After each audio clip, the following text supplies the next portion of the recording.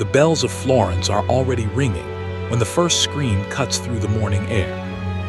It is April 26, 1478, and the great cathedral is packed, a forest of bodies wrapped in wool and velvet, the smell of incense and sweat rising beneath the painted dome. Sunlight spills through high stained glass windows, breaking into shards of color on stone pillars and bowed heads. Choir voices lift toward heaven, but on the cold marble floor, history is about to be written with steel and blood. Giovanni de' Medici does not see the knife until it is too late. One moment he is standing beside his brother Lorenzo, smiling faintly, fingers brushing the rosary at his belt. The next, a rush of bodies, a flash of metal, and the holy silence explodes into chaos. Blades plunge again and again. People scatter. People fall. The choir breaks apart mid-hymn. Somewhere a mother is calling for her child. Somewhere a priest drops the chalice and wine spills like a dark prophecy across the floor.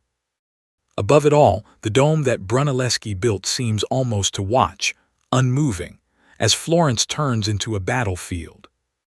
In the space of heartbeats, a single family's fate, a city's future, and the course of the Renaissance itself hang in the balance. For this is not just an attack, it is a message. It is the price of power, and at the center of it all stands a name that will echo for centuries: Medici. If you wish to keep walking beside the Medici through halls of power, art, and blood, you can join this journey with a simple like and subscribe, and step deeper into the story. Roots in a restless city. The river Arno moves like a long, slow thought through the heart of Florence. In the early morning, before the streets are fully awake, mist clings to the water in pale shreds, and the bridges rise out of it like the backs of old stone beasts. On the Ponte Vecchio, shutters creak open one by one. Goldsmiths lift the wooden panels of their shops, revealing glints of metal in the half-light. Somewhere, a church bell tolls the hour, its sound rolling through the tight web of streets and courtyards. Down in the markets, the city is already stirring into noise. You can smell it before you see it. The sharp tang of tanned leather, the rough wool, the sweetness of figs and crushed grapes, the smoke from a baker's oven. Merchants argue over prices, hands moving as fast as their tongues. Weavers haul bundles of cloth. A mule brays and stamps against its harness. Florence is not yet the polished jewel the world will remember. It is rough, crowded, alive, always on the brink of something, fortune or disaster. In this restless city, money is not just wealth. It is breath. It is safety. It is power hidden in plain sight. And no one understands that better than a quiet man walking through the streets with his cloak wrapped close, his expression mild, his eyes watchful, Giovanni di Bicci de' Medici. He is not impressive at first glance. There are louder men in Florence, taller men, men with brighter clothes and longer family trees. The Medici, after all, are not the oldest or noblest clan. They began as simple merchants from the Mugello countryside, and the city still remembers that. People can trace their line, murmur about how they rose and fell and rose again. But Giovanni carries something more valuable than pride. He carries numbers in his head. He passes a butcher arguing with a customer, their voices rough, anger just under the surface. He passes two friars speaking urgently on a street corner, the words debt and repayment floating behind them like ghosts. He notices everything: who seems nervous, who seems relieved, who walks with the light step of a man newly paid, who drags their feet like someone already counting losses. To others, these are just people. To Giovanni, they are signs. "Remember, Cosimo," he once says to the boy walking beside him, "coins are like blood. They show you where the life of a city flows and where it is weak." Cosimo, his son, keeps pace, dark eyes taking in the same scenes. He is still young, not yet the man history will come to know. But already he listens. Already he understands that his father is teaching him a different way to read Florence, not through poetry or prayer, but through credit and trust. The boy smells the iron in the river air, the sweat of workers unloading bales from barges, the faint sweetness of oranges sold from a cart. He feels the city pressing in, loud and demanding, and senses that somewhere in its roar is an opening for their family. The Medici Bank is not yet the giant it will become. It lives in a modest building, its rooms narrow, its walls plain. Inside, the air is close, dust motes spinning in the slant of light from small windows. On the wooden tables lie open ledgers, pages lined with careful ink. No visitors are greeted here with marble or painted ceilings. They are greeted with quiet questions. What do you need? How much do you owe? Who can vouch for you?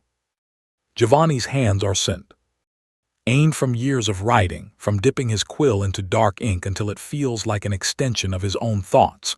He sits at his desk, listening to a wool merchant describe a shipment delayed by rain-swollen roads. The man's voice shakes as he speaks of creditors at his door. Giovanni does not flinch. He has heard this story 100 ways. He looks at the ledger, traces a line with his finger, and then glances up with the faintest of smiles. "We will extend your credit," he says at last, "on fair terms, but you must be punctual next time. Florence is a city that does not wait." The merchant exhales, shoulders dropping as if a weight has been taken from his back. In that relief, in that gratitude, Giovanni sees the future. Not in grand gestures, not in sudden coups, but in a long chain of favors and obligations, each one binding another life, another household to the Medici. Cosimo watches from the corner where his father often tells him to sit and observe. He sees how men come in tense and leave calmer, how they hesitate before speaking about their troubles, then spill them out like water once a dam has broken. How his father never raises his voice, never boasts, never threatens, but always, always keeps the upper hand. The boy learns that power need not shout. Sometimes it simply writes numbers down and waits. Outside the bank, Florence seethes with its usual troubles. There are rival families, Albizzi, Strozzi, whose very names seem edged like blades. There are factions within factions, alliances sealed in private rooms over cups of wine and broken just as quietly when the wind shifts. The city has a government, yes, with councils and sealed documents and shouted votes, but everyone knows that wealth and connections often matter more than any law written on parchment. A letter arrives one afternoon, the wax seal bearing a familiar mark, a client from another city, desperate for a loan to cover a shortfall before a shipment arrives. Giovanni breaks the seal carefully, his eyes scanning the lines. His brows draw together. The man is asking for more than he should. The risk is high. Cosimo studies his father's face. "Will you refuse him?" he asks. Giovanni folds the letter, sets it down, and leans back in his chair. For a moment, the only sound is the faint murmur of the street outside, the creak of the building settling. "Refusing is easy," he says quietly. "Everyone knows how to say no, but saying yes," he taps the letter. "Saying yes in a way that brings him closer to us and not us closer to danger, that is where a banker earns his place." He does not answer at once. He goes to the window, looks out over the city. It is late afternoon now, and the light is turning golden, washing the stone walls and tiled roofs in a warm glow that seems almost tender. A woman crosses the street with a basket balanced on her hip. Two boys chase each other with wooden swords. A friar walks by, his robe brushing the dust. "This city," Giovanni murmurs almost to himself, "rewards those who can see tomorrow inside today." Cosimo hears the words and remembers them.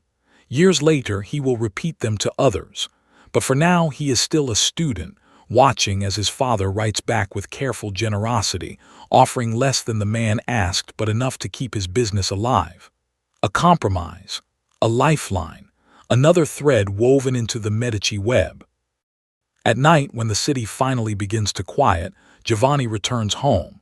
The Medici house is comfortable but not ostentatious, its walls whitewashed, its furnishings sturdy and plain. The family gathers around a simple meal, bread, cheese, perhaps some roasted meat if the day has been good. The windows let in the cool evening air, carrying the faint echo of distant voices and the smell of hearth smoke. "Father," Cosimo asks one night, breaking a piece of bread in his hands, "do you ever grow afraid? With so many men owing us, with so many counting on you." Giovanni smiles, a small, tired smile that reaches only partway to his eyes. "Of course," he says. Any man who holds others' fortunes in his hands and feels no fear is a fool. But fear is not our enemy, Cosimo. It is our teacher. It reminds us to be cautious, to keep our eyes open. He looks at his son, the candlelight flickering on both their faces. Remember this, we are not nobles with swords. We are bankers with pens. We win not by force but by making ourselves necessary. The word hangs in the air, necessary.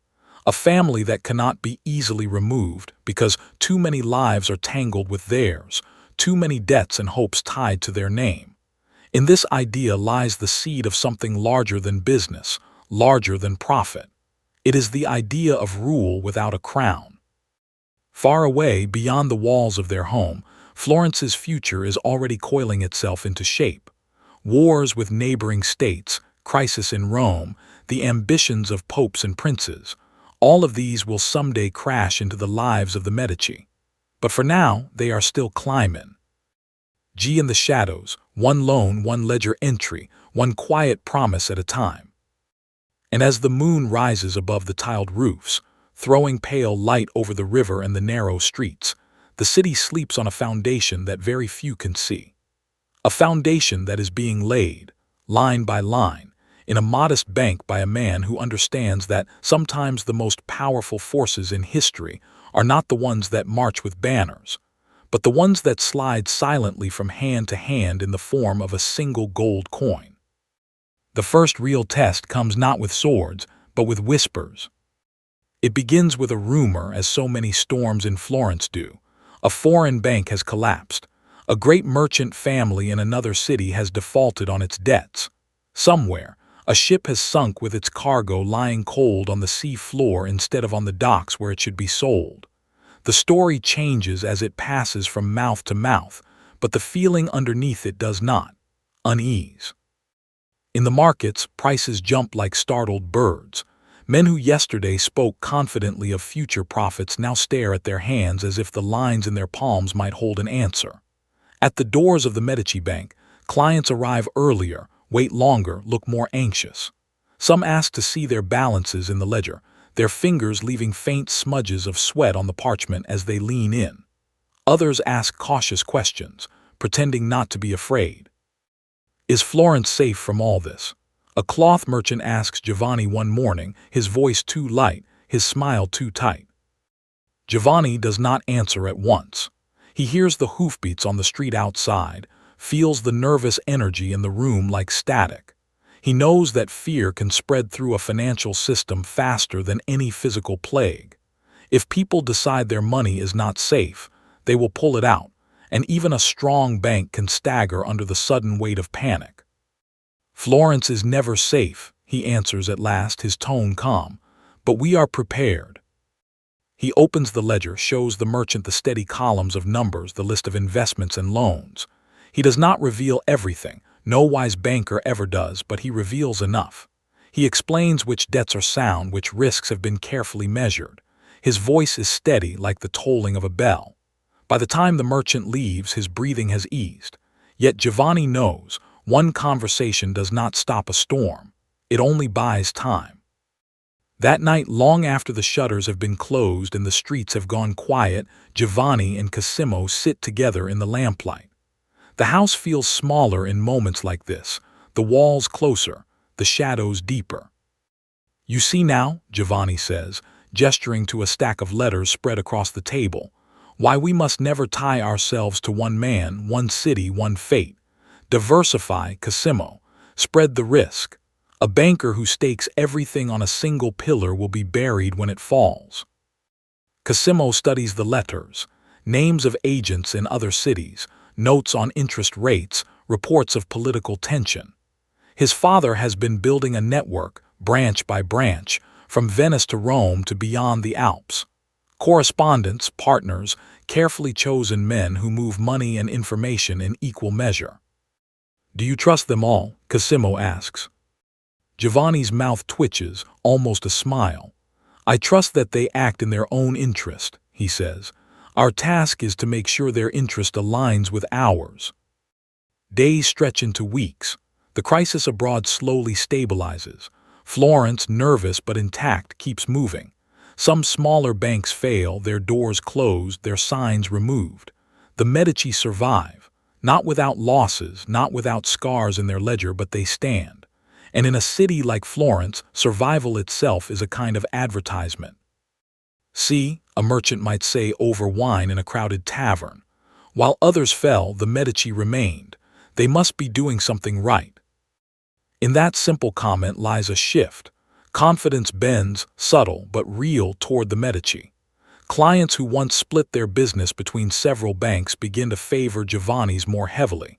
New men knock on his door, hats in hand, ledgers under their arms, eager to be seen as Medici clients. Meanwhile, life in Florence goes on with its ordinary cruelties. One autumn the plague returns, moving through the city like a shadow with teeth. Doors are marked with chalk. Funeral bells ring too often. The streets, usually loud and crowded, grow thin and wary. Mothers pull their children away from strangers. Priests move from house to house with bowed heads. Giovanni closes the bank for several days, both to protect his clerks and because there are fewer clients left to serve. Cosimo, now older, helps distribute alms from the family coffers, carrying bread and coin to families who have lost fathers, sons, providers. The smell of sickness hangs in the air, sour and heavy. "Why do we give so much?" Cosimo asks one day, after leaving a small bundle at the door of a widow whose eyes were too empty even to weep. "Some of these people will never be able to repay us."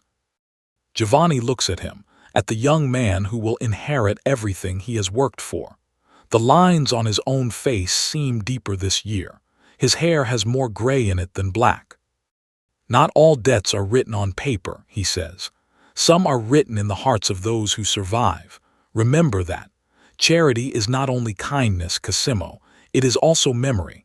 One day, when people speak our name, I want them to remember that when Florence was afraid, the Medici did not turn away."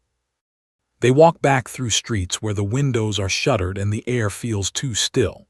Somewhere, a cart creaks as it carries another wrapped body to the edge of the city. The sigh of its wheels over the stones seems almost like a question. What kind of power is worth all this risk, all this pain? Cosimo does not answer, but inside him something hardens. He sees more clearly now that the bank is not just a business. It is a shield and a sword, a way to shape the city's fate, not just their own. When the plague finally loosens its grip, when doors open again and the markets fill once more with noise, the Medici are still there. Weaker families have vanished, their names fading from memory. Others have been humbled, forced to sell land or accept unfavorable terms from those who weathered the storm better. In these quiet shifts, in these rearranged balances, the Medici position improves. One evening, a visitor arrives whose presence hints at an even bigger future. He is a cleric from Rome, traveling light, the dust of the road still clinging to his robe. His ring, however, is heavy with meaning, a sign that he moves close to the heart of the church. Giovanni greets him in the bank's main room, the ledgers closed for the day, the air smelling faintly of ink and wax. Cosimo stands slightly behind his father, watching. "Your reputation has reached Rome," the cleric says, his voice smooth. "There is talk that you are a man who can be trusted with delicate matters." "Trust is our trade," Giovanni replies mildly. "How may we serve?"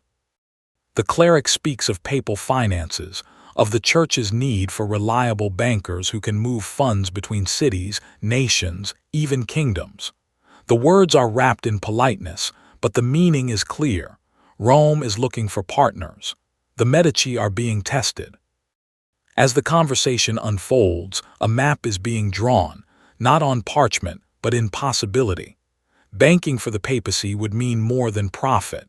It would mean influence that crosses borders, a hand in decisions that ripple across Christendom.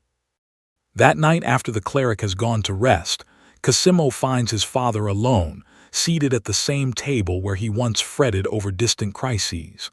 A candle burns low beside him. The air is quiet, almost expectant. "Will we do it?" Cosimo asks. "Will we take on Rome?" Giovanni looks tired, but his eyes are bright. If we do, he says slowly, our family will step out of the shadows and into a harsher light. We will gain powerful allies and powerful enemies. He studies his son's face, the seriousness there, the ambition barely masked by obedience. Tell me, Cosimo, he says softly, are you ready for a Florence that watches your every move? For a life where every favor granted, every coin lent, changes not just fortunes but politics? The question hangs there, heavy as the silence between bell tolls. Outside, the city sleeps, unaware that in this small room a choice is being weighed that will one day reshape its destiny. Cosimo does not answer at once. He hears the distant rush of the river, the faint bark of a dog, the creak of timbers settling. He feels the weight of his father's gaze and the invisible weight of the future pressing in around them. I am ready to learn, he says at last, and when the time comes I will be ready to act. Giovanni nods as if that is all he needed to hear. He reaches for a clean sheet of parchment and begins to write, the scratch of his quill the only sound in the room. A letter to Rome, an opening move. In that moment, the modest bank on a Florentine street becomes something more. It becomes the seed of a power that will stretch from the Arno to the Tiber, from counting rooms to cathedrals. It becomes the bridge by which the Medici will cross from merchants to something else entirely. And as the candle gutters low, casting long shadows on the walls, it is clear that Giovanni's time at the center of this story is nearing its end. Soon, others will take his place at the desk, others will sign the letters that bind fortune to fate. The city outside still hums with its usual life, unaware that a quiet succession is already underway, and that the boy who walked beside his father through crowded streets will soon be walking ahead of him. Somewhere in the dark, a rival family counts their own coins, hears their own rumors, and speaks the Medici name with a new edge in their voices. They are watching. They are waiting. Change is coming. Cosimo, the quiet king of Florence. And see. The letter to Rome is sent, carried by a rider whose horse's hooves drum a steady rhythm along the road that snakes south through hills and valleys. Days become weeks. Life in Florence folds back into its usual pattern of noise and barter and prayer. But inside the Medici bank, something has shifted. Every creak of the door, every visitor from out of town, feels like it might carry an answer. Cosimo is older now, his shoulders broader, his face losing the softness of youth. He spends long hours bent over ledgers, his fingers stained with ink, his mind tracing lines of numbers the way other men trace routes on a map. He has begun to travel more often for the bank, riding out at dawn to nearby towns, meeting with agents, learning the feel of negotiation in rooms that do not smell like home. One afternoon, as the light slants through the window and lays pale rectangles on the wooden floor, a messenger arrives. His cloak is dusty, his expression carefully neutral, but Cosimo's heart quickens. Giovanni breaks the seal, reads, and for a moment his lined face is still. Then he looks up at his son. They have accepted, he says simply. The Pope will use our bank. There are no cheers, no shouted toasts, only a silence that feels suddenly larger than the room. Rome. The word seems to ring in the air like a bell. For Florence, the papacy is both holy and political, both distant and dangerously close. To be the banker of the Pope means handling tithes and taxes, funding crusades and constructions, holding the purse of a power that stretches across kingdoms. It also means stepping into a storm of rivalries and expectations. Giovanni rises, the weight of years visible in the way he steadies himself on the table. He walks to the window, looking out over the same tangle of roofs and chimneys he has watched his whole life. It will be your world more than mine, he says quietly without turning. I have laid the foundation. You will build higher walls. Cosimo says nothing for a moment. Outside, a woman scolds a child in the street below. A cart rattles past. A distant bell marks the hour. Ordinary sounds, yet the day feels anything but ordinary. I will try to build them straight, he answers. The partnership with Rome does not transform the Medici overnight, but it begins to lift their name above the crowded noise of other Florentine bankers. Agents speak of them in other cities with new respect. Letters arrive sealed with more important hands. Sometimes, when Cosimo walks through the marketplace now, men step aside a little faster, offer a deeper nod. Yet for all the distant influence, his days remain rooted in careful, patient work. He approves loans for wool merchants, listens to farmers who need coin to survive a bad harvest, calculates interest for traders whose ships may or may not return from distant seas. The bank grows branch by branch, like a tree sending out new roots, but Cosimo keeps his face calm, his gestures modest. The trick, Giovanni tells him one evening, is to be powerful without appearing greedy, wealthy without appearing proud. Florence is a jealous city. Show too much, and they will begin to sharpen their knives. Around them, the dining room is lit by a single lamp and a pair of candles. The smells of roasted meat and herbs hang in the air. Servants move quietly in the background, the house itself a reflection of Giovanni's values. Solid, comfortable, but not ostentatious. Cosimo nods. He understands. He has seen what happens to those who flaunt their riches too boldly. Whispers grow, then harden into accusations. Corruption, tyranny, ambition beyond station. In a republic that prides itself on liberty, any man who seems too strong begins to look like a threat. And there are already men watching him with narrow eyes. In the Palazzo della Signoria, where the government of Florence meets beneath painted ceilings and carved stone, the Albizzi family holds sway. Maso degli Albizzi and later his son Rinaldo have long considered themselves guardians of the Republic, and they see the Medici rise with a mixture of suspicion and disgust. What are they, after all? Rinaldo might say to an ally in a shadowed corridor, his voice low but full of disdain. Merchants, bankers, men who make their fortune by moving other men's money, and now they would set themselves above the old families, above those who have bled for this city. He hears reports, Medici agents in Rome, Medici clients in every trade, Medici generosity during the plague winning the love of the common people. Each piece of news is like another stone on the scale, tipping it toward resentment. One day, Cosimo walks across the Piazza della Signoria, the open square bright with sun. Children chase each other near the fountain. Vendors call out their wares. He feels the familiar warmth of the stones under his boots, the familiar gaze of the great fortress-like palace towering over the square. He also feels, for the first time, eyes on him from the palace windows, watching, measuring. He passes a group of men in fine clothes, their cloaks trimmed with fur, their faces lined not by labor but by long years of deciding the fates of others. The Albizzi are among them. For a heartbeat, the conversation pauses as he draws near. Cosimo inclines his head, polite but not submissive.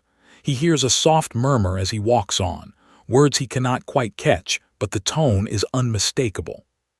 He is being counted as a rival. Florence does not remove its rivals with open wars and burning fields. It prefers something quieter: accusations, trials, votes. In council chambers that smell of old wood and beeswax, men in cloaks speak carefully about the health of the Republic, about dangerous concentrations of power. They do not always say the word Medici, but everyone hears it anyway. On parchment, their words seem reasonable.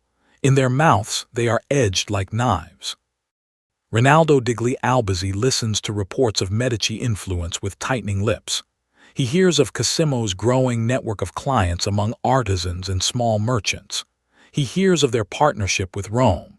He hears, too, of the simple acts of generosity that bind the lower classes to the Medici name: dowries paid for fatherless girls, debts eased, food given when work runs thin. He buys the people's love as if it were wool on a bolt, Rinaldo spits to a confidant, pacing in a shadowed room while a single candle throws his profile large upon the wall. If we let this continue, one day he will not need an office to rule. He will rule from his doorstep. So a plan takes shape. Not a dramatic coup, not yet, but a legal trap. They will use the very machinery of the Republic to crush a man they fear might end it. The call comes to Cosimo on a day like any other. The sun is warm on the stones. The market roars with noise. He is at the bank, listening to a report from an agent in Venice when a small group of armed men step inside. Their armor glints. Their faces are stiff, formal. Cosimo di Giovanni de' Medici, their captain announces, voice carrying in the cramped room. By order of the Signoria, you are to accompany us. The clerks fall silent. The scratch of quills stops. Cosimo looks up slowly. His heart jumps once hard, but his face remains composed. He closes the ledger before him with deliberate care, lays the quill aside and rises. Of course, he says, Florence calls, I answer. They walk through streets he knows as well as his own hands. People see the armed escort and murmur. Some stop and stare, brows furrowing. Others turn away, pretending not to see. Cosimo feels each gaze like a weight. He smells the dust kicked up by their boots, hears the clink of weapons at his side, the distant ring of hammer on anvil from a blacksmith's shop they pass. The city is the same, yet everything has changed. In the Palazzo della Signoria, the familiar stone now seems colder. He is led not to a council chamber, but to a small, bare room high in the tower, more cell than guest quarters. The door shuts behind him with a heavy final sound. For the first time in his life, Cosimo is truly trapped. The room is simple: a narrow bed, a stool, a small window that lets in a wedge of light and a slice of sky. He can see part of the city through it: tiled roofs, the curve of the Arno, the great bulk of the unfinished cathedral dome. He cannot see his home. He cannot see his bank. Time slows. Days are measured not in work, but in footsteps echoing past his door, in bowls of thin soup pushed inside, in distant bells marking the hours when he once would have been signing contracts or walking the streets. He thinks of his father, of the long, patient years it took to build the Medici position. He imagines all of it swept away by a single vote, a single sentence. Florence does not always kill its rivals. Often, it simply banishes them, erasing them from the city's life as cleanly as a line scratched out in a ledger. Exile, he whispers to himself one night, staring at the faint outlines of the beams above him. If they exile me, can the Medici survive? Whispers reach him even here. A guard who likes to talk, a servant with loose lips. There is a trial. There are accusations that he has corrupted the people, that he has bought influence, that he threatens the liberty of Florence. In the great hall below, men argue his fate. Some recall his generosity. Others hiss that such generosity is just another form of control. At one point, he hears heavy footsteps outside his door. Keys rattle. For a moment, he wonders if they have chosen death instead of exile. But the door does not open. The footsteps move on. In the end, the verdict is what his enemies had hoped: exile for 10 years. He is given little time to prepare. A few belongings, a few loyal servants allowed to accompany him. That is all. The rest, home, bank, city, must be left behind. On the morning he is led out of Florence, the sky is gray, the air thick with the smell of rain. He passes familiar landmarks, now suddenly distant: the family palazzo, the church of San Lorenzo, the busy marketplace. Crowds gather along the streets. Some watch in silence. Some nod in quiet respect.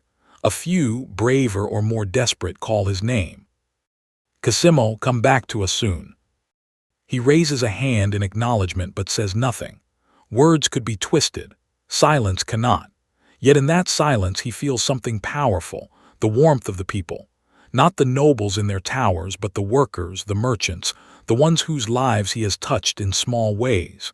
Their eyes follow him as he passes through the city gates and onto the road that leads to Venice.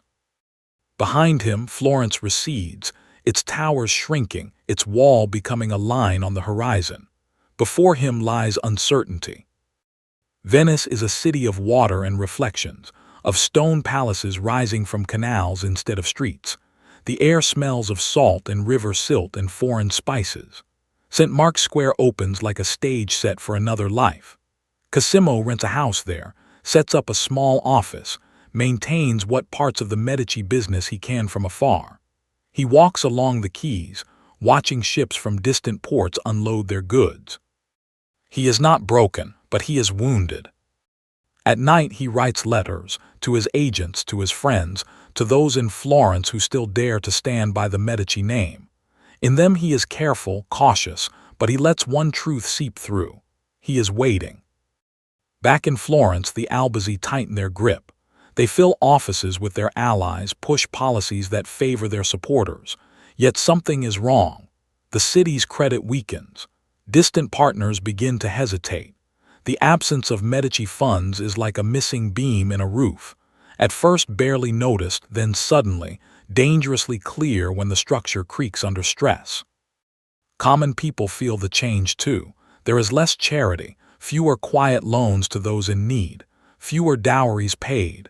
The city's heart seems colder.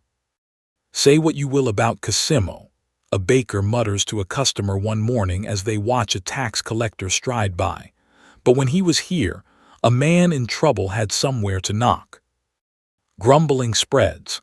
The Albizzi, who thought removing one man would secure their position, find themselves facing a different kind of danger, popular resentment.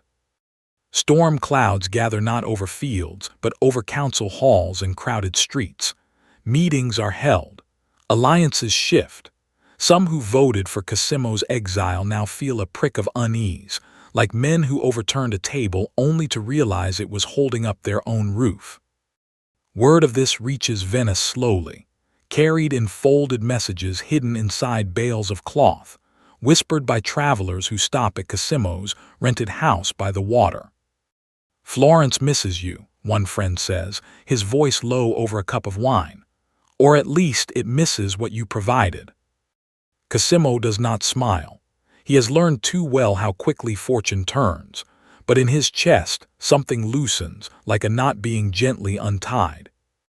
Then one day a different kind of letter arrives, short, formal, sealed with a mark of authority from the city he still calls home. The exile is revoked. He is invited, no, requested, to return. When Cosimo approaches Florence once more, the air feels sharper, the colors brighter.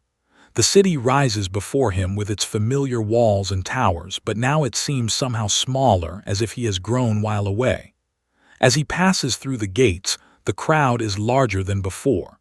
People press close, calling his name openly now, their voices thick with relief and expectation. "Cosimo, our friend, our banker." Banners hang from windows. Bells toll not in alarm, but in welcome. He rides slowly, absorbing it all. This is not a king's procession. There is no crown on his head, no sword at his side. But the feeling in the air is unmistakable. The people have chosen him, not by vote, not by decree, but by trust. Inside, he is careful.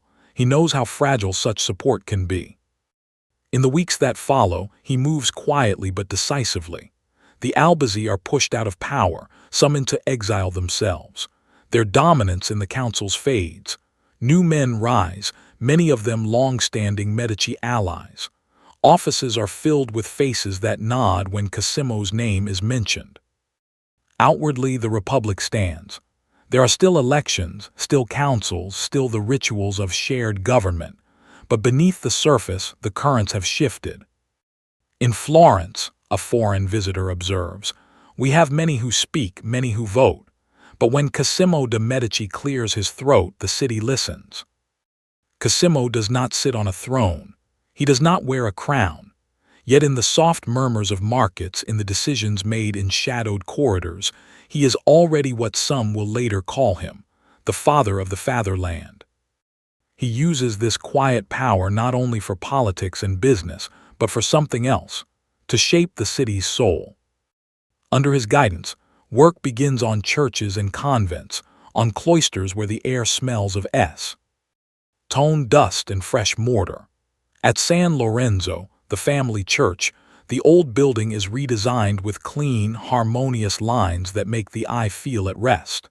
Cosimo sits with architects and craftsmen, not as a distant patron, but as a man genuinely interested in their visions. "Let the space be simple," he says, running his hand over a sketch, "but generous. Let it feel like a place where both the rich and poor may stand without shame." He funds a library at the convent of San Marco, its long, airy halls filled with rows of books. Here, the smell of parchment and ink replaces the smell of coin. Scholars walk in soft-soled shoes, their whispers floating beneath frescoed ceilings painted by friar artists supported by Medici gold. "Knowledge," Cosimo remarks once to a visiting humanist, "is another kind of currency. It enriches those who hold it, but unlike gold, it can be shared without being lost." His patronage draws artists, thinkers, and builders. Florence begins to shine with a different kind of wealth, beauty. Not just luxury items or private treasures, but public works that lift the eyes and steady the heart. Yet Cosimo himself remains personally modest. His own rooms are less lavish than those of some nobles. He dresses well, but not ostentatiously. He walks the streets without a large guard, trusting more in the goodwill he has sown than in steel. Still, he is not naive. He knows there are always those who resent his influence, who dream of another fall. He has learned to move like a man walking on a high, narrow bridge, steady, cautious, knowing one wrong step could send him plunging. As years pass, his hair turns white. His walk slows. The city he helped shape keeps growing, its walls now containing not just workshops and markets, but a rising culture that will one day be called a Renaissance. In his final days, Cosimo often sits in a quiet garden, the air filled with the scent of citrus and the soft rustle of leaves, listening to the distant hum of Florence. He hears church bells, the calls of vendors, the faint ring of a hammer on stone where some new building is underway. "Do you regret it?" someone asks him once. "The risks, the exile, the enemies you made." He thinks of his father's small bank, of the cell in the tower, of the roar of the crowd when he returned from Venice. He thinks of the library filled with books, of the churches now filled with light. "I regret only that I will not see what Florence becomes next," he says. When he dies, the city mourns. Bells toll slowly. Crowds gather. The government which once exiled him now grants him an honor no private citizen has received. He is buried in San Lorenzo, beneath a simple floor stone that people walk across every day. Above him, the city moves on, hardly realizing how much of its life runs along paths he helped lay. In the palazzo that bears his name, a young boy listens to the adults speak in hushed tones about Cosimo the Elder, about the man who ruled without a title. That boy grows up surrounded by paintings, books, and expectations, his footsteps echoing in halls built by Medici power. His name is Lorenzo. Florence will soon know him as the Magnificent. Lorenzo the Magnificent, splendor on the edge. The morning Lorenzo steps fully into his inheritance, Florence feels strangely hushed, as if the city itself is holding its breath. He is not yet the legend the world will remember. He is a young man with sharp eyes and a serious mouth, his dark hair falling loose around a face already marked by responsibility.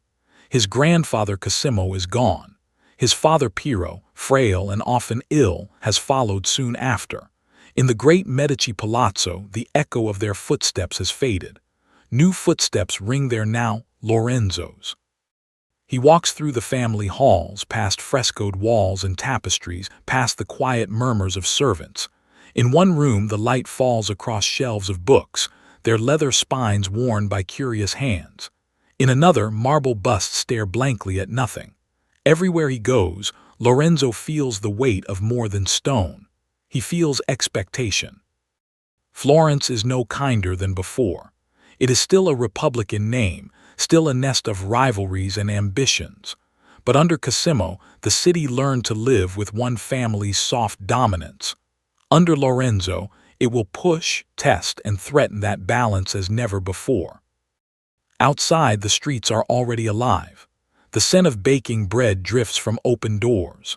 Merchants call out the day's prices for wool, silk, and spices. A child runs past with a wooden hoop, laughing. Somewhere, a lute is being tuned, the tentative notes floating out of an open window like shy birds. Lorenzo pauses at one of the palazzo's high windows and looks down at the square. He knows that from below, people are looking up at his window too, wondering what kind of Medici he will be. A poet, a banker, a tyrant. He turns away. Answers can't be given from a distance, they must be lived. From his earliest days, Lorenzo has been ped in the language of beauty. In the gardens of the Medici villas, he walked among orange trees and statues, listening to philosophers argue beneath pergolas heavy with vines. At long tables by candlelight, he heard verses in Latin and Italian, heard the names of Virgil, Dante, Petrarch. "Listen, Lorenzo," a tutor once told him, voice low as the boy traced a finger across a manuscript page. "Words can move men as surely as armies. One day you must know how to wield both." He learned, he read. He wrote poems of his own, about love, about fate, about the strange mixture of joy and fear that seems to cling to all human things. He learned to ride, to hunt, to negotiate. He learned to smile when needed and to stay silent when wiser. Now, as head of the family, all those lessons condense into a single, stark reality. If he fails, the Medici fall. His first moves are cautious but confident. He maintains the bank, keeps the ties with Rome, but he is not content with numbers alone. He understands, perhaps more instinctively than Cosimo, that power in this new age must also clothe itself in spectacle. So he begins to remake Florence not only in its finances, but in its imagination. Nights in the Medici Palazzo become something whispered about across Italy. In high, candlelit halls, musicians play lutes and flutes while dancers move in slow, graceful patterns. Poets declaim verses that make the listeners' hearts twist. Scholars argue about Plato and Aristotle as servants pour dark red wine into silver cups. Lorenzo is at the center of it all, not just watching but participating. He recites lines, debates theology, laughs loudly at a clever joke. When a young painter nervously shows him a sketch, Lorenzo leans in, really looks, and then says, "There is something alive in this. Continue. Let us see where your hand can lead." To some, this seems like mere luxury, the indulgence of a rich man with a taste for art. But Lorenzo knows better. Each coin he spends on a workshop, on a chapel, on a festival is also a coin spent on loyalty, on glory, on memory. Florence must not only be strong, he tells a trusted advisor one evening, as they stand on a balcony overlooking the city. It must be beautiful. A beautiful city is harder to betray. Men will think twice before tearing down what they are proud to call their own. The advisor nods but adds softly, "And a beautiful city is also envied." Lorenzo hears the warning beneath the words. He knows there are those who look at his splendor and see not magnificence, but provocation. Yet he does not stop. In a quiet corner of the city, a young boy chips away at a block of marble.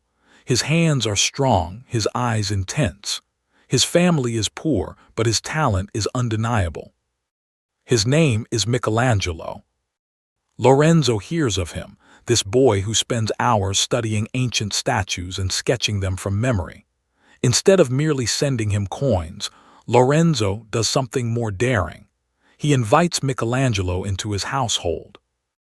In the Medici gardens, under the shade of cypress and laurel, Michelangelo eats at the same long tables where humanists and nobles sit, his rough hands wrapped around a cup of wine he once could not have afforded.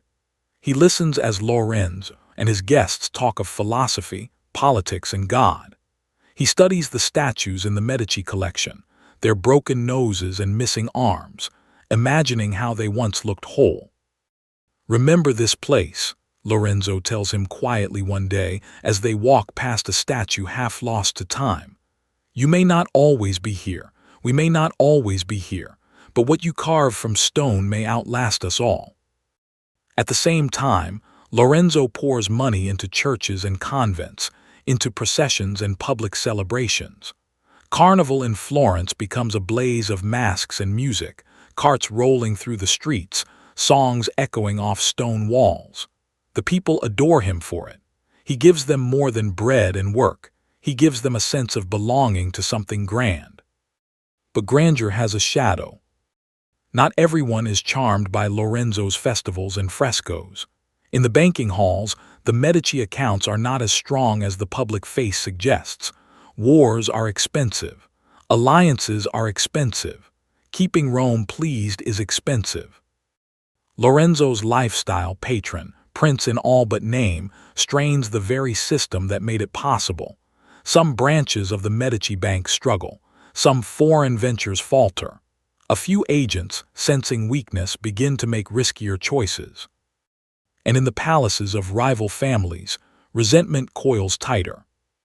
Among these rivals, one name will become famous for what it dares: Pazzi. The Pazzi are old, proud, and rich. Their palazzo stands not far from the Medici's, its stone facade as hard and closed as their feelings toward Lorenzo. They see his open-handed generosity as reckless, his soft power as dangerous, his influence over the people as an insult to the old order. They call him the Magnificent. An older Pazzi might snarl in the privacy of his hall, slamming a cup W and hard enough to spill wine. Magnificent in arrogance, perhaps. Whispers turn to meetings, late-night gatherings in shadowed rooms where candles burn low and tempers burn high. Names are spoken. Plans are floated. Some are too wild, some too timid. But slowly, painfully, a single idea emerges, hard and cold as a drawn knife. Florence will never be free of Medici dominance as long as Lorenzo lives. Meanwhile, Lorenzo walks the streets of his city with the ease of a man who believes he is loved, and largely he is. Women call blessings on him as he passes. Men bow their heads in respect. Children shout his name joyfully. He hears the praise but not the plotting. Or perhaps he hears the distant echo of danger and chooses to walk toward it anyway, trusting in his fortune, in his charm, in the tangled web of loyalties he has spun. At night in the Medici palazzo, the music sometimes stops. The guests go home. The lamps are snuffed out one by one. In those quiet hours, Lorenzo sits alone in a study lined with books, the only light coming from a single candle that throws long shadows across maps and letters. He reads of tensions with the papacy, of rival cities watching Florence with narrowed eyes, of subtle shifts in trade routes and coin flows. His hand rests on the table, fingers unconsciously tracing circles in the wax drippings beside the candle. Beauty, he thinks, can distract, can unite, can inspire, but it cannot cancel the debts we owe to the world beyond these walls. He leans back, listening to the distant, muffled sounds of a sleeping city. Somewhere in a darkened church, a man kneels and prays for Florence. Somewhere in another darkened room, men lean close together and swear an oath against the Medici name. Lorenzo does not yet know the day, the hour, the place, but he can feel it in his bones. Something is approaching.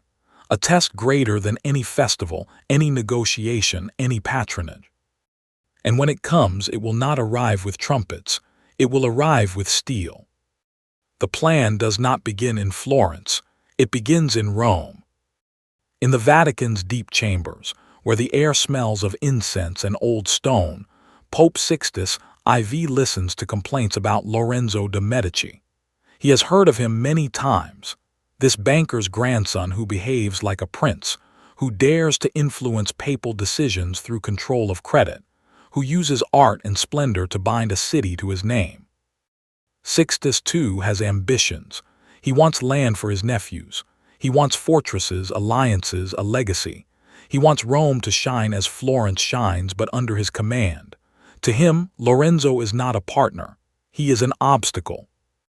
So when the Pazzi family and their allies whisper that they are ready to move against the Medici, the Pope does not stop them. He blesses certain changes. He allows Medici banking privileges in Rome to be weakened, replaced by others more loyal to him. He turns a blind eye to what everyone understands but no one writes plainly, that a storm is being prepared in Florence. Back in the city, the pieces gather. Francesco de Pazzi, restless and eager, sharp as a drawn blade. Bernardo Bandini, strong and quick, used to violence. Archbishop Francesco Salviati, a man of the church, but also of deep resentment. Others too, men with smaller names but sharp grievances, lean in close around tables in candle-lit rooms. They spread maps, lists of offices, church schedules. They argue about moments and methods. Words hang heavy in the air. Liberty, tyranny, justice. Each man hears in them what he most wants to hear. "We do not strike only for ourselves," someone murmurs. "We strike for Florence." "Florence," another says darkly, "will thank us when it remembers how to breathe without Medici hands on its chest." Yet for all their plotting, there is one question they cannot easily solve: where to strike. Lorenzo is surrounded by people. On the streets he is loved. In his home he is guarded. In the palace he is never truly isolated. Killing him in public might provoke chaos.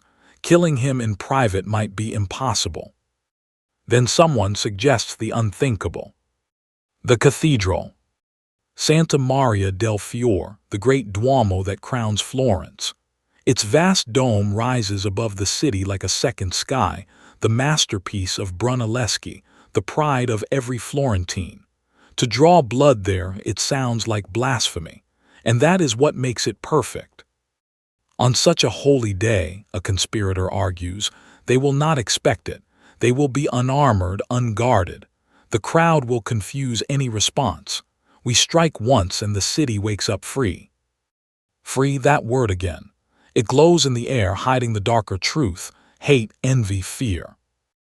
In the days leading up to the chosen Sunday, life in Florence moves with deceptive normalcy.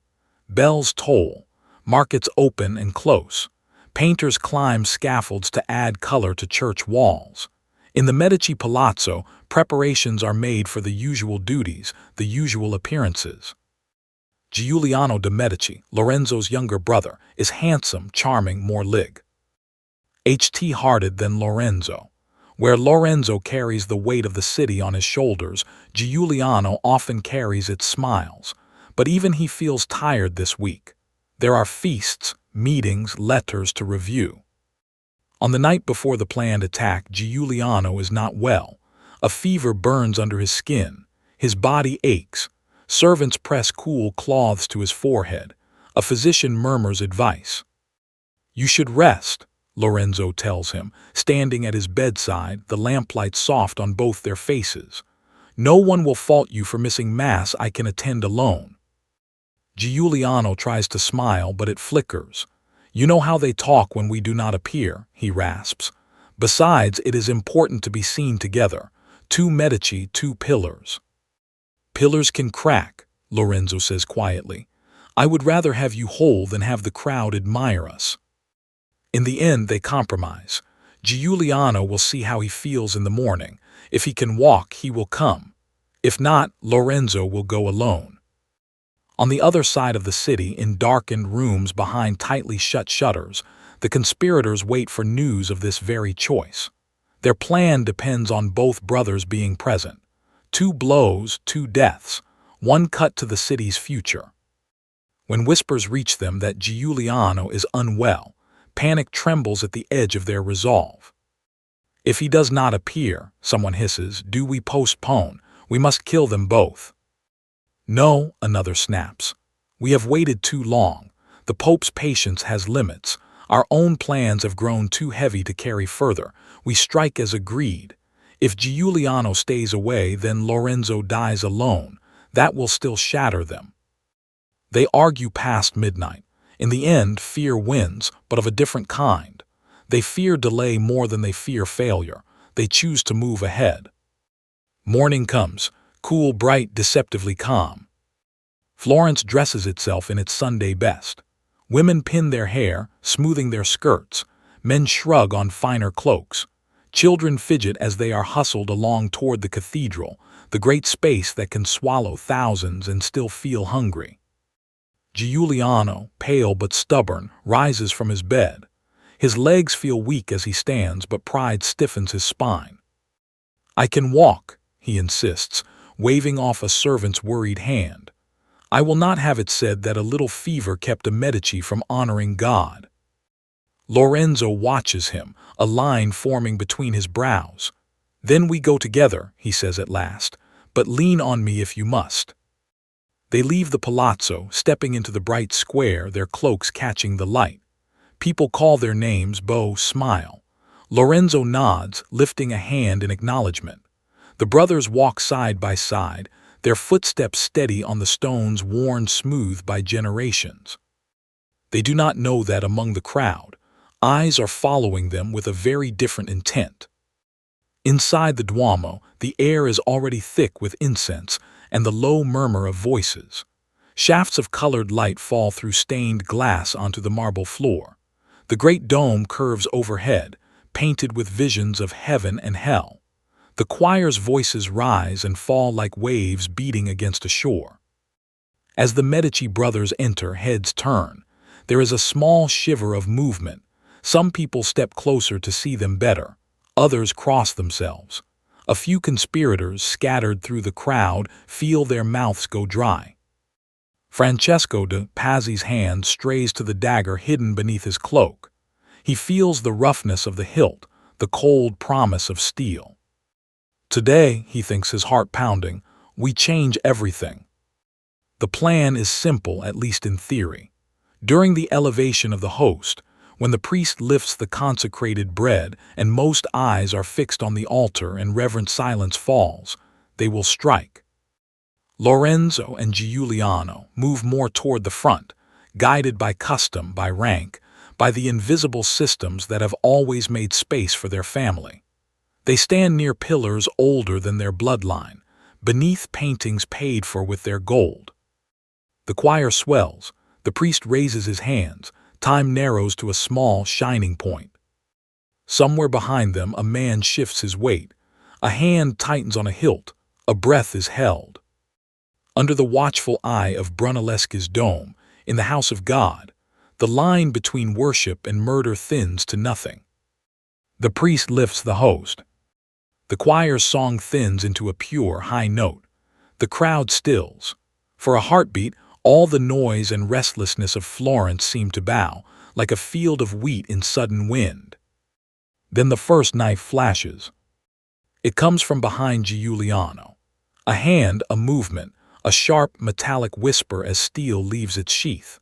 Before Giuliano can turn, before he can even draw a full breath, the blade drives into his side.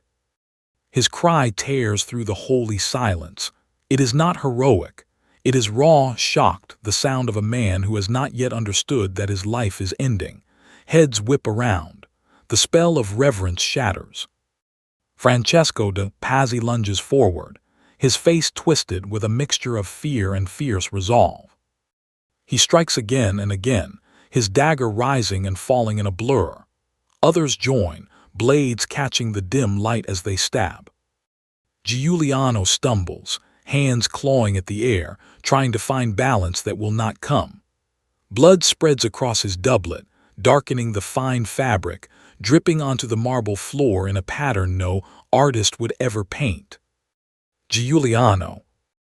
Lorenzo's voice cuts through the chaos. He reaches for his brother, but bodies surge between them. Attackers, panicked worshippers, men trying to flee, others trying to understand. Someone lunges at Lorenzo, knife outstretched, aiming for his chest. Years of riding, of hunting, of moving quickly through tight spaces save him. Lorenzo twists, the blade slashing his shoulder instead of his heart. Fire bursts along his skin. He staggers, feels warmth spreading under his clothes. A friend, perhaps Angelo Poliziano, the poet who has stood so often at his side, grabs him, shoving him toward the sacristy. This way, this way.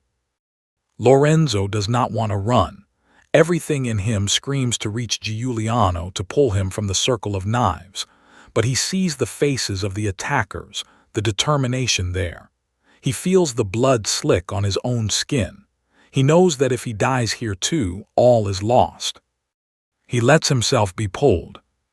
The sacristy doors slam behind them. Heavy bolts clank into place. A small group crowds around Lorenzo, hands pressing cloth against his wound. The air inside the room feels thin, the walls too close. Outside, screams and shouts echo like a storm trapped in stone. Giuliano, Lorenzo gasps, struggling to rise. We must. There is nothing you can do for him now, someone says, voice hoarse. Live, my lord, live, and you can avenge him. Dead, you can do nothing. The words are cruel, they are also true. In the main body of the cathedral, chaos reigns. Some of the conspirators shout for the people to rise, to seize this moment, to throw off Medici rule. Libertà, liberty for Florence. But their timing is wrong. Their strike was brutal but not clean. Lorenzo lives. The crowd, shocked and splattered with another man's blood, does not hear a call to liberty. It hears sacrilege. It sees murder in the house of God. People scramble toward the exits, trampling each other in their desperation to escape. Others hurl themselves at the attackers, fists and makeshift weapons raised. A boy cowers beneath a column, hands over his ears, as men he has seen at market now lie writhing on the floor. Outside, the news races down the streets faster than any runner. The Medici have been attacked. Giuliano is dead. They tried to kill Lorenzo in the Duomo. Florence roars. Men grab weapons, swords, staffs, anything, and surge toward the cathedral, toward the Palazzo della Signoria, toward any place a conspirator might be found. The bells begin to ring, not in the measured pattern of a scheduled mass, but in wild, clanging alarm. Their sound pours over roofs and alleys like molten metal. At the Palazzo della Signoria, Archbishop Salviati tries to play his part. He has come expecting to help seize control, to turn this assassination into a political takeover. But the plan unravels almost as soon as it begins. Distrust, hesitation, and quick thinking from Medici allies block the doors that were meant to open. Suspicion flashes in the eyes of men who were supposed to welcome him. In moments, the Archbishop is not a victor, he is a prisoner. By the time Lorenzo emerges from the sacristy, his wound bound, his face pale but his eyes burning, the city is already choosing sides, and it is not choosing the Pazzi. He walks through streets that were a festival ground only days before. Now they feel like a battlefield. People press close, reaching out to touch him as if to confirm that he still breathes. He smells sweat, fear, iron, smoke from torches carried in broad daylight. Lorenzo, we are with you. They killed Giuliano, blood for blood. He raises a hand. Justice, he says, voice rough but steady. There will be justice. But in Florence, justice and vengeance are often hard to tell apart. The conspirators are hunted through the city. Some are dragged from their homes, their fine clothes torn, their faces smeared with dust and fury. Others are caught trying to flee by side streets or slipping toward the countryside. In the Palazzo della Signoria, decisions are made quickly, almost brutally. There is no appetite for long trials. The crime was public, the outrage shared. Rope is brought. Beams are found. Soon, bodies hang from the windows of the very palace where, not so long ago, men whispered about Medici power in cautious tones. Now that power answers in the most ancient language, fear. Citizens crowd the square below, craning their necks. Some cheer. Some simply watch, faces unreadable. Children cling to their mothers. The wind tugs at the lifeless form swaying above. Among them is Francesco de Pazzi. His face, once so sure of his vision, is now purpled and slack. The name Paz, I, once spoken with pride in certain halls, will forever be tied to this failed act, this bloody day. The Archbishop, too, is hanged. A man of the church, swinging from a secular building. The line between sacred and secular dissolves, as it so often does when power feels threatened. Lorenzo watches all this with eyes that seem older than his years. His wound aches. His grief for Giuliano is a heavy stone lodged beneath his ribs. Yet he stands straight, because the city is watching, and a city takes its cues from the posture of its strongest man. At night, alone at last in a darkened room, the mask slips. He sits, elbows on his knees, head bowed. The sounds of the execution still echo faintly in his ears, the shouts, the crack of wood, the terrible silence afterward. He thinks of Giuliano's laugh, of childish games in the courtyard of the palazzo, of shared secrets. He sees again the moment the knives fell, replaying it over and over, wondering if there was a path that might have led elsewhere. On a table nearby lies a letter, half-written, to a contact beyond Florence. He has begun to explain the events, to shape the narrative that will travel across Italy. The Medici as victims of treachery, Lorenzo as the wounded yet resolute guardian of the city.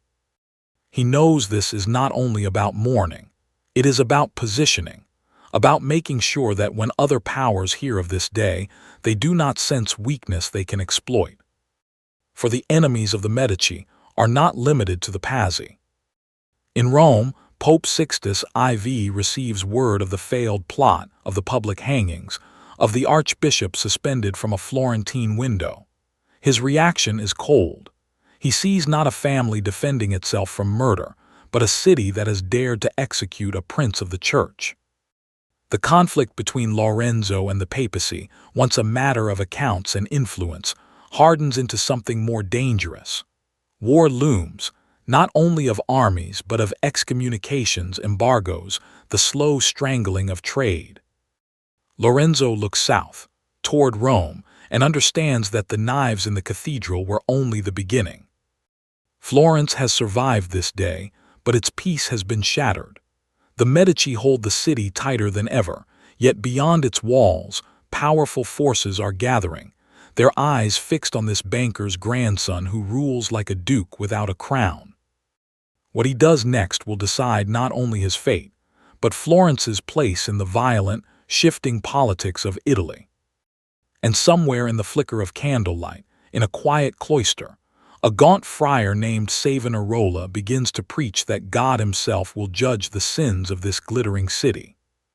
The age of splendor is not yet over, but its end has stepped into the room. War did not arrive in the form of an army at first. It arrived in the form of silence. Ships that once carried goods to and from Florence found their routes suddenly tangled in papal disfavor. Allies hesitated to honor old agreements. Letters from Rome grew colder. The polite phrases stretched tight over barely veiled anger. The word excommunication began to drift through conversations like smoke. Pope Sixtus IV called Lorenzo a disturber of peace, a tyrant, a danger to the balance of Italy. He encouraged the king of Naples, Ferrante, to move against Florence. Naples had soldiers, ships, and a ruler whose reputation for cruelty traveled just as fast as his banners. Florence, glittering city of merchants and artists, was suddenly very small under the shadow of a southern crown. In the councils of the Republic, fear wrestled with pride. Some argued that the city must bend, apologize, submit to papal will. Others insisted that Florence could not abandon Lorenzo without abandoning itself. The Pazzi conspiracy had made the Medici not only rulers but symbols. To throw Lorenzo to the wolves now would be to admit that knives in a church could dictate the city's fate. "We cannot fight both Rome and Naples," an elder statesman murmured, rubbing his temples as the council chamber buzzed around him. "We have no such strength." "Then we must find another strength," Lorenzo said quietly. He was thinner now, the scar on his shoulder a faint, constant reminder beneath his clothes. Grief for Giuliano still moved in him, deep and silent, but his eyes were steady. "What strength?" another man snapped. "Words." "Yes," Lorenzo answered, "words." He proposed something astonishing, that he himself would go to Naples, unarmed, to stand before King Ferrante and speak for Florence. "It is madness," his advisers argued, pacing the stone floor of the palazzo as lamplight flickered. "Ferrante is notorious. He imprisons his enemies, dines among their corpses. You have heard the stories. you would ride into his jaws." "And if I do not," Lorenzo replied, "he may send his jaws here. Would you prefer we all dine on fear?" He smiled, a small, weary curve of the mouth. "If someone must place his head in the lion's mouth, let it be mine. At least I know why I do it." In the end, perhaps because they have no better option, they agree. The journey south is long. Lorenzo rides through hills and valleys, past small villages where children stare at the traveling party with wide eyes. The air grows warmer. Olive trees dot the landscape. At night, Lorenzo lies awake beneath unfamiliar ceilings, listening to the creak of the building, the distant bark of dogs, the quiet breathing of his companions. He thinks of Florence, of the dome against the sky, of the narrow streets that have become an extension of his own body. He knows that at any moment, King Ferrante could choose to seize him, to send a message written in chains and blood. Yet when he reaches Naples and stands in the royal presence, he does not bow like a supplicant. He bows like a man representing a proud city. The throne room is heavy with tapestries and watchful eyes. Ferrante sits surrounded by courtiers, his face carved in suspicion. Lorenzo steps forward, every sense heightened, the smell of incense and sweat, the rustle of silk, the faint ring of metal at the guards' belts. He speaks. He speaks of Florence's history, of its place in the delicate balance of Italy, of his own pain and the violence that has already scarred his city. He speaks of trade that benefits both North and South, of alliances that could turn war into profit. He does not beg. He reasons, flatters, warns. Above all, he shows no fear. In the end, something remarkable happens. Whether moved by Lorenzo's courage, seduced by his logic, or simply calculating that peace is more profitable than war, Ferrante relents. Terms are agreed. The tension that threatened to crush Florence begins to ease. When news reaches the city that Lorenzo is returning alive and victorious, the reaction is fierce and joyful.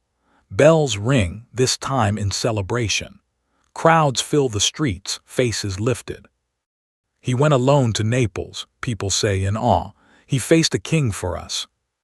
From that day on, the name Lorenzo the Magnificent is not just flattery. It is a title welded to a memory of risk and salvation. Yet victories have costs. The financial strain of these years gnaws at the Medici bank.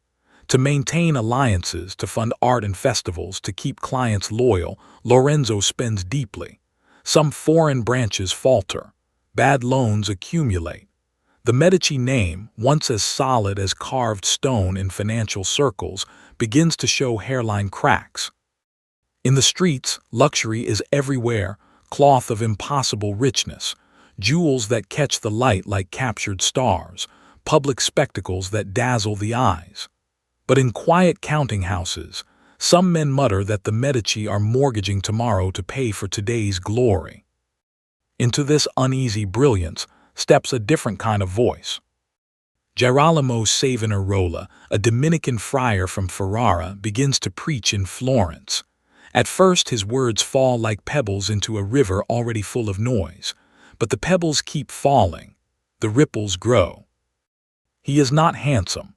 His voice is not smooth.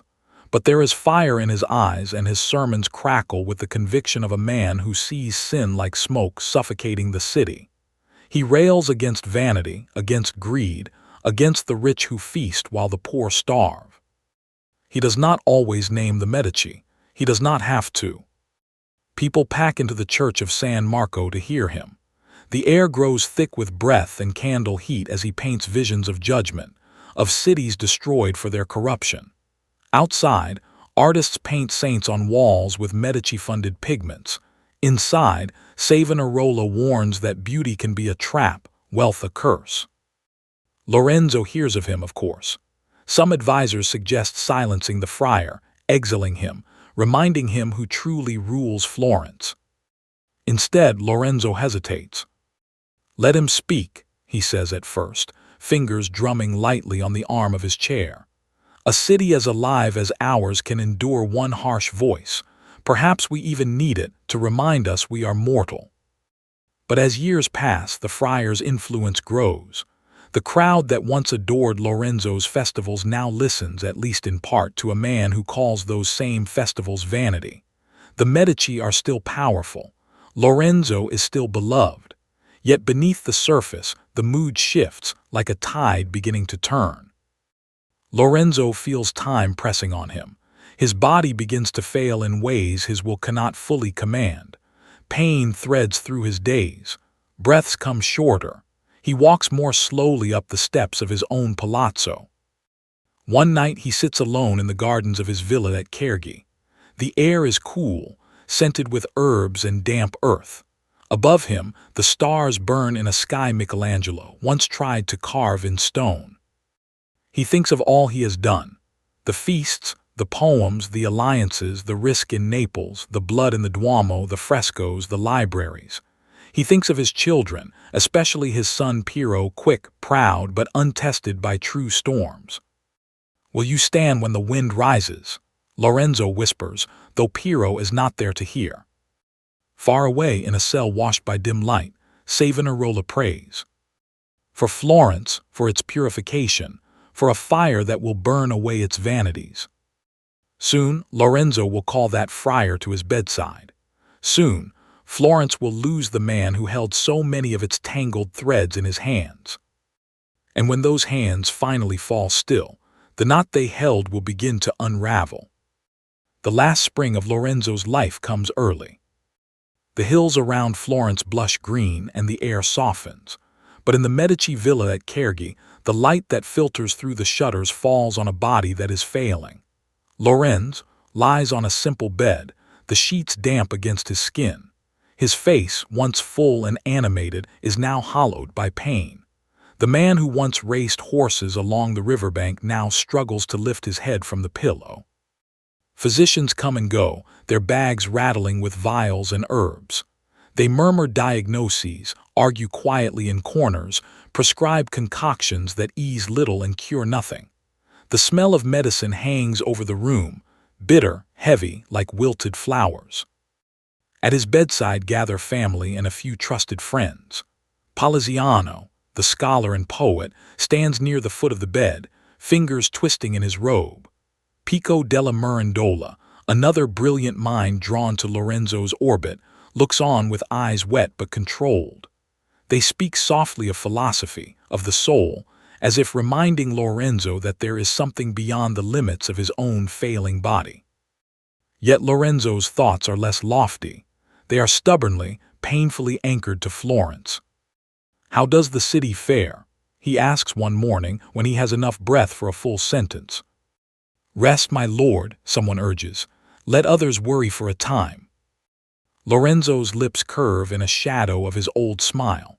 "If I could lay down Florence as easily as that," he whispers, "I would have slept well many years ago." Rumors of his decline spread quickly. In the streets, people pause between bargaining over cloth and bread to ask, "Have you heard? Lorenzo is very ill." Some cross themselves. Some remember the Pazzi knives, the festivals, the patronage that put food on their tables or work in their hands. Others, those who listen closely to Savonarola's sermons, wonder if this is the first stroke of divine judgment. Savonarola himself has become a force that Florence cannot ignore. His voice from the pulpit of San Marco seems to scrape away the polish from the city's surface, revealing beneath it fear, greed, and corruption. "Florence," he cries, his arms flung wide, "God calls you to repentance. Your splendor is a thin veil over rot. Your songs and finery are smoke before his eyes. You must burn away your vanities or be burned away yourselves." Men and women weep openly as he speaks. Others scowl, unsettled but unwilling to admit it. Still others leave the church with jaws set hard, determined to keep living exactly as they have. As Lorenzo weakens, the stories begin. That he is afraid, that he is defiant, that he is repentant, that he is proud. The city, as always, tells itself many versions of the same truth. One story, at least, is consistent. Lorenzo sends for Savonarola. The decision itself is astonishing. The most powerful man in Florence, the one who turned it into a stage for art and philosophy, calls to his bedside the harshest critic of that very splendor. Perhaps he hopes for comfort. Perhaps he wants absolution. Perhaps he wants, at the end, to face the one voice he could neither buy nor silence. When Savonarola enters the room, the contrast between them is almost cruel. Lorenzo lies among fine linen, the faint sheen of costly fabric still visible even in his illness. Savonarola's robe is plain, his face severe. The air between them seems to tighten. The witnesses say that Lorenzo confessed his sins, spoke of his life, perhaps even of the compromises he made, deals struck, enemies destroyed, debts left unpaid in more than coin. He is said to have asked for the friar's blessing. Savonarola, they say, named conditions. First, the friar demands, you must have a great and living faith in God's mercy. Lorenzo, it is said, nods. Second, you must restore what you have unjustly taken, or command your heirs to do so. Again, a nod slower now, as if it costs him. Third, Savonarola finishes, you must give back liberty to Florence. The last condition hangs in the air like a struck bell. Liberty. To some, Lorenzo has always been a usurper hiding behind republican forms.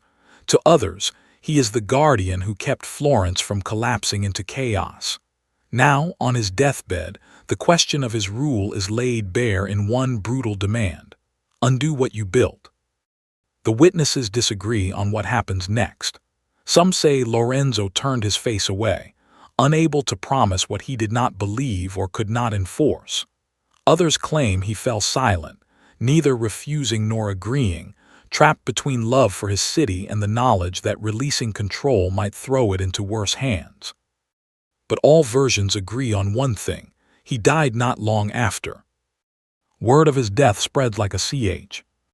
Ill wind, bells toll slow and heavy, shops close their shutters, people gather in squares and churches, their voices low. Lorenzo is gone. Some weep honestly, some bow their heads in careful sorrow. Some, in hidden corners, feel a different emotion, wary hope that the rigid hand guiding Florence has finally relaxed. Piero, Lorenzo's eldest son, steps forward to claim what his father and grandfather built. He has wealth, a great name, and a city accustomed to Medici dominance. But he lacks his grandfather's patience and his father's instinct for reading the currents beneath the surface. Where Cosimo walked carefully and Lorenzo walked brilliantly, Piero stumbles. He spends when he should save. He trusts when he should question. He speaks when he should listen. Beyond Florence, the world is changing. Kings and armies grow bolder. France looks south with hungry eyes. When Charles VIII marches into Italy, his banners bright against the sky, he finds some doors closed and others opened by trembling hands. Piero, panicked, makes hasty deals with the invading king, agreements that surrender Florentine fortresses and pride in equal measure. The city that once watched Lorenzo face down Ferrante of Naples now watches his son kneel too quickly. Anger flares. In the streets, voices harden. We are not Medici property, they say. We are Florentines. Savonarola's sermons crackle with renewed force. He calls the French king an instrument of God, a scourge sent to chastise Italy for its corruption. He calls on Florence to cast off its chains, both spiritual and political. It is not long before a crowd gathers at the Medici Palazzo, not with cheers but with shouts. Stones fly. Doors shudder under blows. Piero, sensing the shift too late, flees into the night, slipping out of the city his family once held like a beating heart in their hand. Just like that, after nearly a century of climbing, guiding, shaping, the Medici are expelled. Their palaces are ransacked. Their coats of arms are torn down, scraped from walls where they once stood in quiet, unquestioned pride. In their place rise new symbols, new slogans, new promises. Florence is a republic again, loud, fervent, unstable. Savonarola's star burns brightest in these days. He calls for bonfires of vanities, for a city purified by flame and sacrifice. Paintings, jewels, luxurious clothes, even books are thrown into crackling piles in the public square, their smoke rising into a sky that once looked down on carnival floats and Medici-sponsored festivals. But fire is a dangerous servant. It can warm or devour. As the years pass, Florence will learn that the void left by Medici power is not easily filled. The city will swing between extremes, between splendor and severity, between republican fervor and the slow, inexorable pull of strong families, strong figures, strong hands. Far away in Rome and other courts, Medici exiles begin to weave different kinds of futures. They marry strategically, cultivate allies, whisper to popes. Their bank may be weakened, their palazzi lost, but their name is not extinguished. In time, that name will return not just to Florence, but to the Vatican itself. Medici sons will sit in papal chairs, their fingers closing around a different kind of power. For now, though, Florence stands in the strange light after a great star has fallen. The city that Lorenzo made magnificent faces a new age of uncertainty, its streets echoing with hymns and arguments, its churches darker without the easy glow of Medici gold. The story of the Medici has left the counting rooms, passed through feasts and knives and negotiations, and now moves toward a new stage, one painted not only with art and intrigue, but with fire, exile, and the heavy, echoing footsteps of men in white robes walking the marble corridors of Rome. Blood popes in exile. The night the Medici palazzo is taken, Florence does not sleep. Torches flare against the stone, throwing wild shadows across the carved doorway that once opened to velvet and music. Fists pound on the wood. Stones crash against shutters. Voices rise in a rough, angry chorus, nothing like the polished songs Lorenzo once commissioned for carnival. Inside, servants run through corridors, arms full of whatever they can carry. Small chests, folded clothes, a child's carved toy. The grand rooms echo in a new way, as if the walls themselves are shocked. The portraits on the walls, faces of Cosimo, Piero, Lorenzo, look down on the chaos with painted calm that feels almost cruel. Piero de' Medici, Lorenzo's son, slips out through a side door while the crowd hammers at the front. His cloak is drawn up, his face tight and pale. He can still hear the chanting behind him. Down with the Medici. He remembers the day the city welcomed his father home from Naples, the square full of cheers and banners. This is not that day. The cheers are gone. The banners are ripped. He leaves his city in the dark, riding fast, hoofbeats swallowed by the coup. In Tricide. Behind him, the family that once ruled without a crown becomes a memory people shout about in anger or whisper about in fear. By morning, the palazzo is no longer a Medici house. Furniture lies overturned. Coats of arms are broken off walls. Documents are scattered like fallen leaves. In the streets, people pick through what remains, some out of need, some out of curiosity, some simply to prove that the mighty have truly fallen. In the churches, Savonarola's voice rises even stronger. "Behold how the Lord humbles the proud," he cries, arms flung wide, his voice cracking with intensity. "The tyrants are cast out. Now, Florence, choose. Will you be a city of repentance or return to your filth?" Crowds pack the pews. The air is hot, damp with breath and fervor. Men who once worked on Medici-sponsored frescoes now weep as they throw their fine clothes into the bonfire of the vanities, watching silk and jewels vanish into flame. Children sing hymns as they march through the streets collecting playing cards, cosmetics, even paintings, to feed the fire. Smoke curls up into the sky that once looked down on Lorenzo's glittering festivals. The same piazza that saw carnival floats now sees piles of burning luxury. The crackle of flames and the sweet, acrid smell of charred wood and cloth mix with chanting. Viva Cristo, down with vanity. Some feel cleansed, others feel hollowed out. Far away, scattered Medici exiles listen to news of this Florence as if hearing stories from another planet. Piero, restless and bitter, moves between courts, never quite at home, his pride wounded and his judgment no better than before. But not all Medici carry their exile like a burden. One of them wears it like preparation. In Rome, a young cardinal named Giovanni de' Medici walks through echoing marble corridors. The air smells of incense and stone. Light falls through high windows onto mosaics that glitter like frozen stars. Giovanni has the Medici eyes, sharp, weighing, always calculating. He has seen his family chased out of Florence. He has seen their bank weaken and their palaces taken.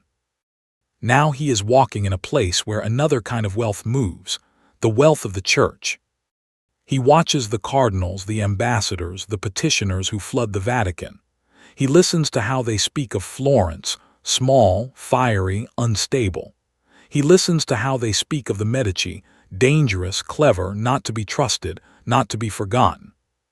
Remember, an old advisor once told him, your family built its power with ledgers. Here, you must build it with favors and votes. Giovanni learns quickly. He sponsors feasts, supports artists, makes friends at every table. He writes letters in a careful hand, lines of ink connecting Rome and Florence even when soldiers and laws say those worlds are separate.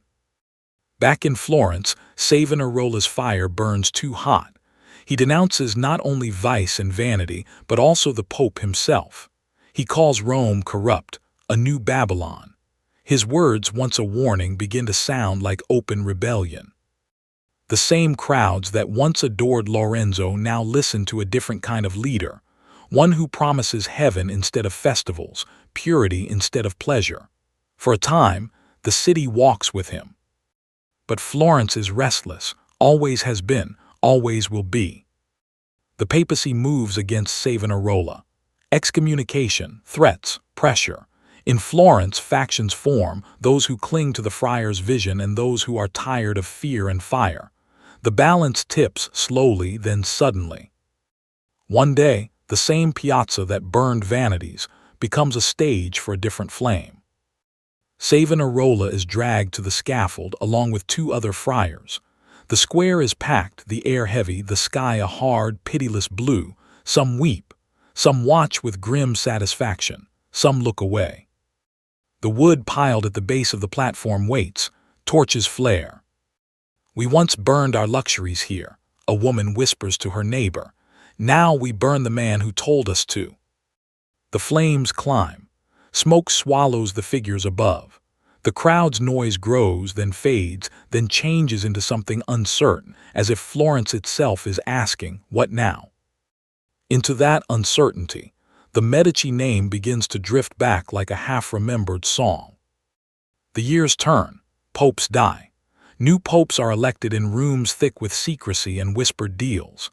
Cardinals gather under frescoed ceilings, their red robes a field of color beneath Michelangelo's rising genius. Outside, Rome grows more splendid and more fragile with each building, each indulgence sold, each war funded.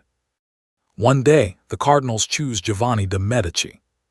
He takes the name Leo X. When the news reaches Florence, there is a moment of stunned silence. A Medici, on the throne of St. Peter, the family that once counted coins for popes now is the Pope.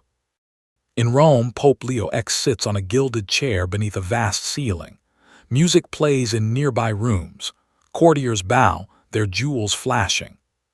He smiles, that unmistakable Medici smile, half charm, half calculation. God has given us the papacy, he is reported to say. Let us enjoy it. Enjoyment for Leo looks like pageants, banquets, commissions for painters and architects. Raphael paints for him. Plans are drawn for rebuilding St. Peter's Basilica. The city buzzes with creativity and spending. Gold flows out like water. To keep it flowing in, the church leans harder on indulgences, spiritual pardons sold for coin. Somewhere in the north, a monk named Martin Luther watches this with growing anger. He will soon nail words to a church door that shake all of Europe. But in the glittering halls of the Vatican, The danger in this is still invisible, like a hairline crack in a marble column. Leo X moves through this world like a man in his element.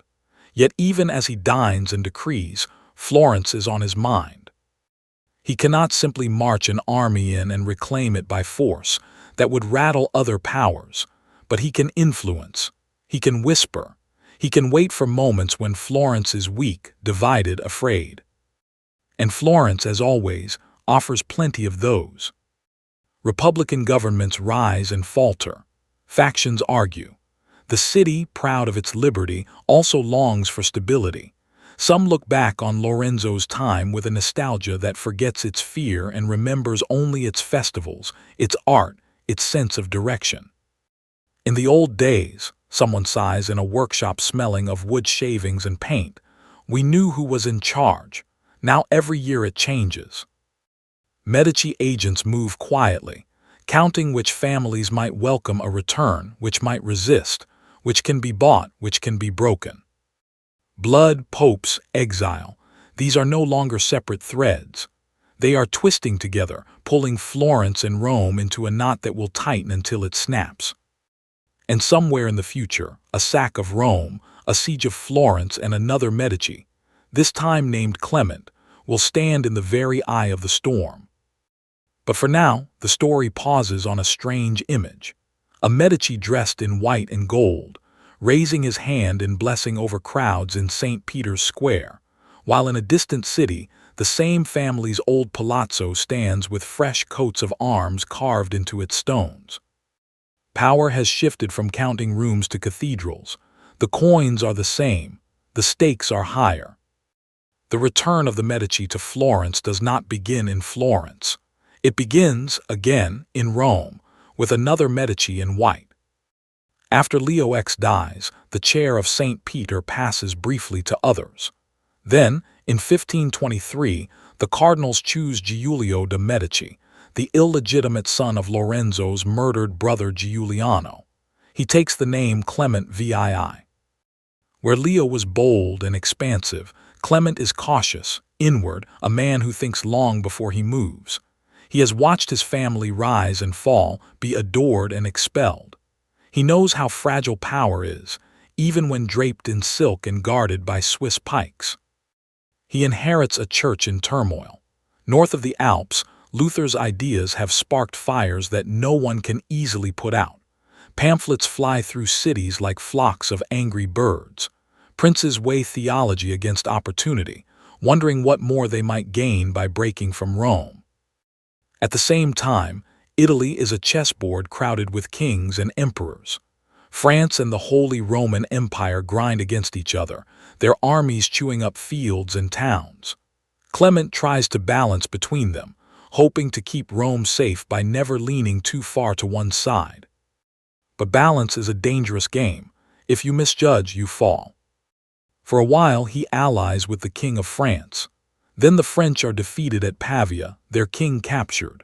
Charles V, the powerful Habsburg emperor, stands triumphant, his shadow stretching across Europe. Clement hesitates. He shifts. He fears being swallowed by imperial power, yet he fears its anger. He tries to weave alliances, to raise armies, to play the old Italian game of pitting one force against another. This time, the game is bigger than him.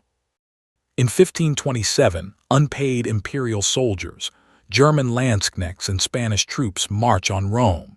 They are hungry, angry, devout in some ways, savage in others. They have heard of the riches of the city, of the gold on altars, the paintings, the treasures locked away behind thick walls. Rumors fly ahead of them like crows. Some say they come as instruments of God's wrath to punish a corrupt church. Others say they come simply as men with empty purses and loaded guns. When they reach the city, Rome's defenses crumble under the weight of cannon and chaos. The walls are breached. The soldiers pour in. What follows will be remembered as the sack of Rome. Smoke coils into the sky. Churches are plundered. Altars are stripped. Statues are smashed or dragged away. Men, women, and children are beaten, robbed, violated. The air fills with screams and the harsh bark of orders in German and Spanish. Paintings that took years to create are ripped in seconds. Gold that once gleamed in candlelight lies in dirty hands, stuffed into sacks, melted down in crude fires. Sacred spaces become stables, barracks, slaughterhouses. Clement VII does not stride through this chaos in command. He cowers from it. The Pope flees across the covered passage that links the Vatican to Castel Sant'Angelo, that ancient fortress by the Tiber. His white robes brush against stone as he hurries through the narrow corridor, surrounded by guards whose faces are tight with fear. In the fortress, he is safe behind thick walls, but safety feels a lot like prison. From its ramparts, he can see his city burn. He can hear the distant cries, the clang of steel, the low, greedy roar of men looting a world. A Medici, once banker to popes, now Pope himself, is reduced to hiding in a fortress while Rome is torn apart beneath him. The price of miscalculation has come due. News of the sack races across Italy like lightning. In Florence, it strikes a city that has once again embraced its republican soul. The Medici, who had come back with papal support, are driven out in the shock and fury that follow Rome's humiliation. Our so-called protectors cannot even protect themselves, Florentines mutter. Why should they rule us? The Republic rises again. Windows once more display the red fleur-de-lis of the city instead of the Medici balls. Old words return: liberty, counsel, common good. But liberty, in this age, must face cannons. For Clement does not stay weak forever. From his refuge, he bargains with Charles V. The Emperor too, has reasons to restore order, to patch what has been ripped, to show the world that he can both punish and forgive. A deal is struck. Rome will slowly recover under imperial protection, and in return the emperor will help Clement solve a long-standing problem: Florence. Armies move again, this time not to sack Rome, but to encircle the stubborn city on the Arno. In 1529, imperial and papal forces lay siege to Florence. The city, proud and defiant, prepares as best it can. Walls are strengthened, ditches are dug, cannons are dragged into position, their iron mouths pointed outward. Inside, the Republic stirs itself, determined not to let the Medici return as masters. Among those asked to help is an artist who has already carved giants from marble and painted ceilings like visions: Michelangelo. He is appointed chief of fortifications. The same mind that once studied the human body now studies the body of the city, its weak points, its strengths, its lines of defense. He sketches bastions and ramparts, shaping earth and stone into shields. On the hills outside, soldiers raise tents, fires burn, the ring tightens. The siege is not a single great battle, but a grinding, suffocating test. Food grows scarce. Bread shrinks. People learn the sound of cannonballs as they whistle overhead and smash into walls and roofs. At night, the city lies under a strange, tense quiet. The usual songs in taverns are muted. Children wake whimpering at distant booms. Lovers hold each other more tightly, knowing that the future has shrunk to the next day, the next meal, the next news from the walls. Inside the government halls, arguments flare. Some say, "We must hold. If we surrender, we lose everything." Others say, "We cannot starve our people for pride. Better a Medici we know than an endless war we cannot win." Trust cracks. One commander, Malatesta Baglioni, is given great responsibility for the city's defense. But as months pass, whispers grow. Is he loyal? Or is he already bargaining with the enemy beyond the walls? In sieges, hunger is not the only thing that eats away at a city. Doubt does too. By 1530, Florence is exhausted. Its people are thin, its coffers low, its hope frayed. When betrayal finally comes, when gates meant to hold are opened under secret agreement, it feels less like a sudden blow and more like a slow, inevitable breaking. The imperial troops enter, the Republic falls. And with them, behind them, above them, comes the Medici name, not as bankers returning to their ledgers, not as quiet first citizens hiding their rule behind republican forms. This time they come as something new. Dukes. Florence, which once prided itself on being a free republic guided by rich but unofficial leaders, will now become a duchy. The experiment of soft power, of ruling from a counting room and a family palace, has given way to the blunt clarity of titles, scepters, and hereditary law. In blood, in papal deals, in the ashes of Rome and the hunger of a besieged city, the Medici have traded one kind of authority for another. The age of bankers and popes is fading. The age of dukes, and of a new kind of Medici legend, is about to begin. From bankers to legends. The morning Florence awakens as a duchy. The city feels changed in ways that go beyond banners or laws. The air itself seems heavier.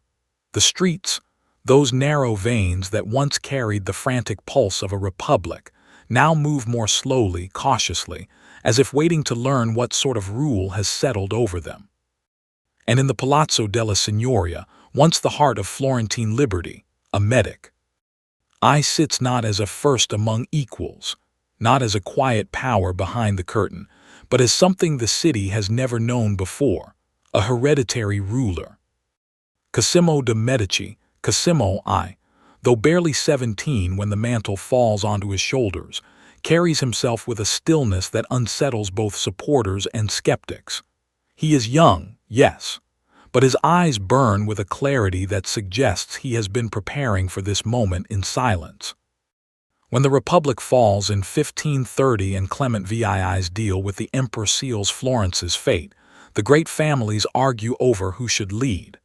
Many believe a young Medici will be easy to control, a puppet wrapped in velvet. They misjudge him. From the first days of his rule, Cosimo moves with deliberate purpose. He rises early, eats sparingly, walks the halls of the Palazzo Vecchio with his hands clasped behind his back, listening, watching. He speaks little in council meetings, allowing others to reveal themselves in their eagerness or fear.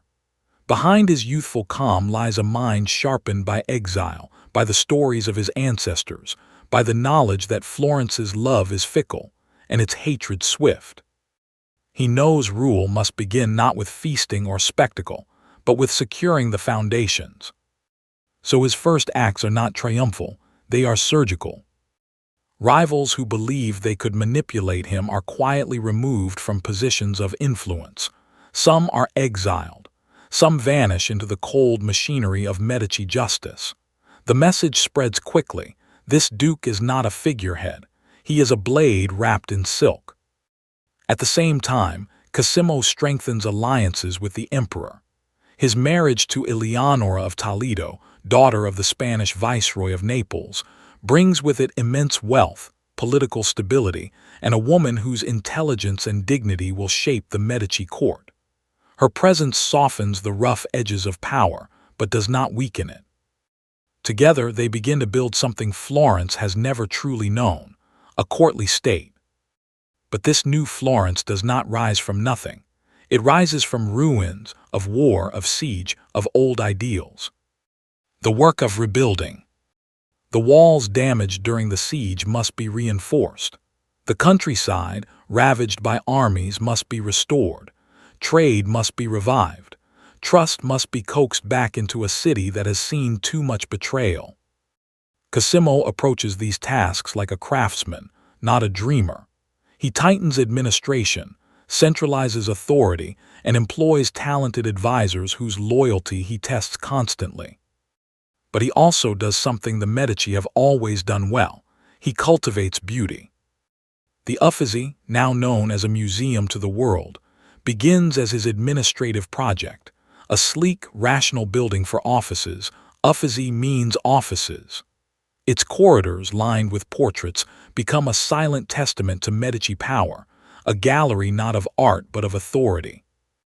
Then come the fortifications, modernized and expanded.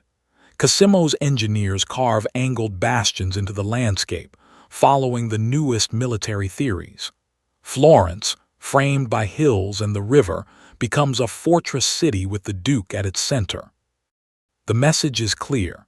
The era of fragile, shifting republics is gone. The Medici are here not as fleeting rulers, but as the bones of a new order. And yet, power alone is never enough. Not in Tuscany, not in Italy, not in a city where art runs in the stones like water runs in underground veins. Cosimo understands this. He has studied his grandfather's legacy. He knows that Florence thrives not only on discipline but on magnificence. So while he builds fortresses, he also builds fountains. While he trains soldiers, he also patronizes painters. While he keeps iron in the law, he keeps gold in the arts. Giorgio Vasari, painter, architect, and chronicler of genius, becomes his trusted instrument. Under Cosimo's guidance, Vasari reshapes the Palazzo Vecchio's interior into a labyrinth of grandeur, vast chambers, frescoed ceilings where myth and history blur into a story of Medici destiny. In one great fresco, Cosimo I appears as a new Augustus, a restorer of peace. It is propaganda, yes, but it is also prophecy. The weight of legacy. As Cosimo ages, Florence grows into the shape he has designed for it, orderly, fortified, adorned. But with stability comes a new question, one older Medici faced only in shadows. What does it mean for this family of bankers, merchants, and popes to become a dynasty of rulers? That question deepens in the generation that follows. Francesco I, Cosimo's heir, ascends to power with a different temperament. Where Cosimo was disciplined, Francesco is inward, drawn to alchemy, science, and private indulgences. He rules with ceremony, but his heart belongs to laboratories and hidden chambers. In the villa at Castello and the mysterious studiolo in the Palazzo Vecchio, he gathers minerals, rare stones, curious instruments. He bends over chemical experiments while diplomats wait outside. Some whisper that the duchy grows weaker under him. Others say he is brilliant but distracted, a man better suited to wonder than rule. Yet he, too, shapes the Medici story in an unexpected way, through culture and marriage. It is under Francesco's watch that the Medici court becomes a center of esoteric learning, where the boundaries between science and magic blur in flickering lamplight. And his marriage to Bianca Capello, a Venetian noblewoman, ignites both scandal and fascination. Their deaths, within hours of each other, fuel rumors that echo through centuries of poison, plots, and the dark intrigues of court life. But the Medici line does not die with them. Another branch rises. The final Medici dukes. Ferdinando I, once a cardinal, returns from Rome to take the reins. And unlike Francesco, he governs with sharp intelligence and worldly insight. He strengthens trade, builds the port of Livorno into a thriving gateway to the sea, and opens the city to merchants of many faiths and lands. Under him and his successors, Florence becomes less a battlefield of politics and more a stage of ceremony. Courts grow more elaborate. Processions glitter with gold and pageantry. Silk rustles in the halls. Music rises from the gardens. Yet beneath the splendor lies an emptiness slowly widening. The Medici bank is long gone. The fierce, calculating edge of early generations has softened. Europe shifts around them. Empires swell, mercantilism sharpens, science accelerates. Florence, once the engine of a revolution in art and thought, becomes a quieter court, respected, admired, but no longer feared. By the time Cosimo III rules, the duchy stagnates. He is devout, cautious, stubborn, clinging to old forms while the world thunders into new ages of exploration and reason. His son Gian Gaston, the last Medici ruler, walks through echoing palace halls filled with portraits of ancestors who changed the world. He is intelligent, melancholy, deeply unhappy. The court decays around him. Nobles bicker, servants slacken, the gardens grow wild. And outside, in the streets of Florence, people live their lives largely untouched by the fading dynasty that still occupies the grand rooms above them. When giant Gaston dies in 1737, the Medici line ends.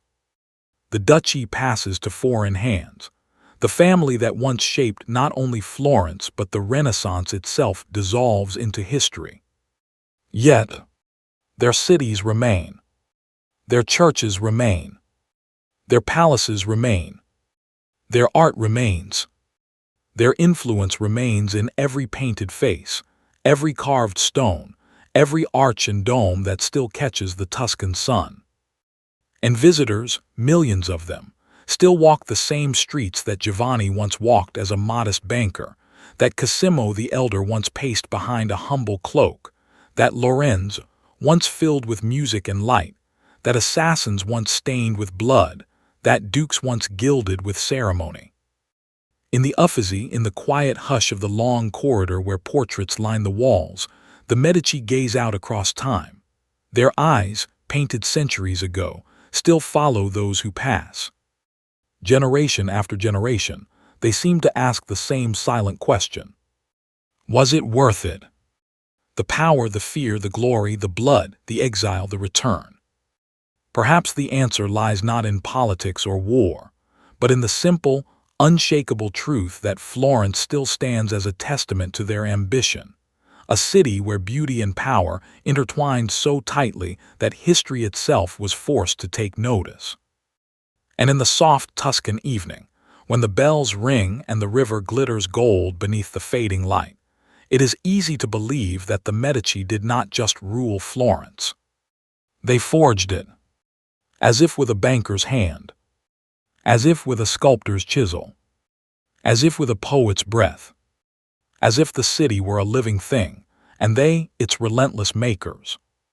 Final reflection begins here, then ends quietly like a candle going out. In the end, the Medici story is not only about power gained or lost. It is about how human hands, unexpected, imperfect, often trembling, can shape the world so deeply that the world never truly lets them go.